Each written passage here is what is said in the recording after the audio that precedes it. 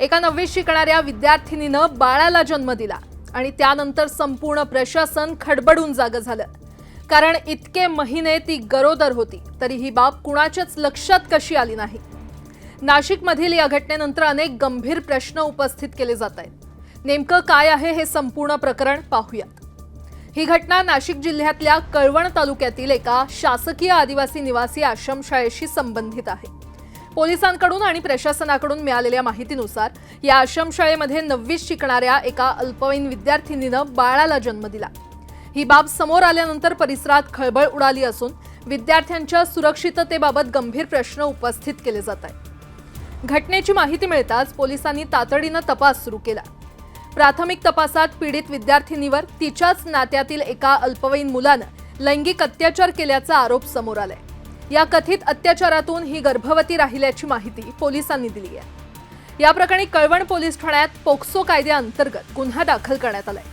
संशयित मुलगा देखील अल्पवयीन असल्यामुळे त्याला ताब्यात घेऊन बाल न्याय व्यवस्थेनुसार बाल सुधारगृहात पाठवण्यात आल्याची माहिती आहे।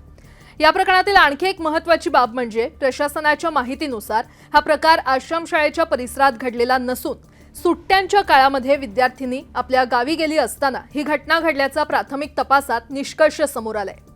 मात्र यामुळे प्रशासनावरील प्रश्न पूर्णपणे संपलेले नाहीयेत। कारण इतके महिने विद्यार्थिनी गरोदर होती तरीही तिची प्रकृती, आरोग्य किंवा शारीरिक बदल याकडे कुणाचंच लक्ष कसं गेलं नाही। आश्रमशाळेतील शिक्षक, वॉर्डन, वैद्यकीय अधिकारी किंवा संबंधित कर्मचारी यांना याची कल्पना का आली नाही हे प्रश्न आता उपस्थित केले जात आहेत। या संपूर्ण प्रकरणावर नाशिकचे आदिवासी विकास विभागाचे अप्पर आयुक्त दिनकर पावरा यांनी देखील भाष्य केलंय। शासकीय माध्यमिक व उच्च माध्यमिक आश्रमशाळा मोहनदारे, तालुका कळवण, जिल्हा नाशिक येथील शासकीय आश्रमशाळेतील विद्यार्थिनीचं 19 जून 2024 रोजी तिने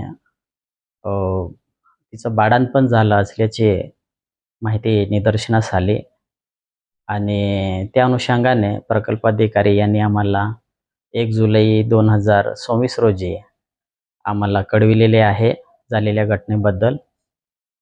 त्याबाबत आम्ही प्रकल्प कार्यालयाकडून आम्ही चौकशी करून घेतली आहे। सदर विद्यार्थिनी शासकीय आश्रमशाळेत निवासी विद्यार्थिनी म्हणून शिकत होती आणि ती उन्हाळी सुट्टीत गावी गेली होती। गावी गेल्यानंतर सदर विद्यार्थिनी शाळेत हिने यावर्षी प्रवेश घेतलेला नाही। त्यांनी सांगितलं की या घटनेची चौकशी सुरू असून आश्रमशाळा प्रशासनाकडून कुठे हलगर्जीपणा झाला का याचीही स्वतंत्र तपासणी केली जाणार आहे।